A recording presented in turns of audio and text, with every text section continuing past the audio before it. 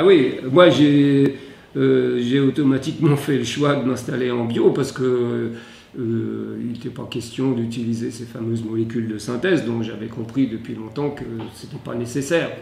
Que la nature, si on essayait de bien comprendre la nature, normalement il n'y avait pas besoin de ça. Ben, bien sûr, par exemple le bio, quoi.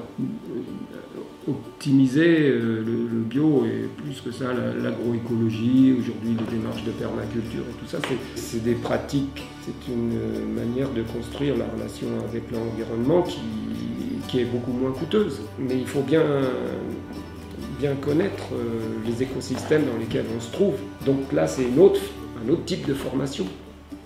Donc il faut mettre en place des formations adaptées.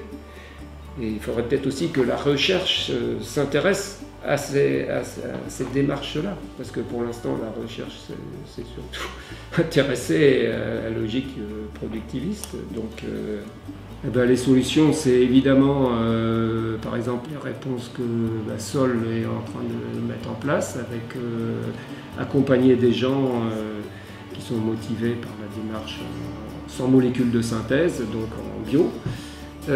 En résumé, si on veut une conclusion, il y a au moins une chose que on doit même essayer de faire ensemble, c'est de faire germer des petites fermes en agrobiologie, en agroécologie. Ça, au moins, on va aller vers de l'autonomie. On a une chance incroyable, c'est que des gens, des associations Nord-Sud et du monde paysan se sont retrouvés pour mettre en place un projet bioferme qui est vraiment une des clés pour démarrer. C'est un point de départ incontournable. Ça va permettre de reconnecter les citoyens, les consommateurs lambda avec le monde paysan et avec la nature. Donc ça, c'est une phase incontournable. Ensemble, c'est clair qu'on peut inverser les tendances, mais il n'y a plus qu'à.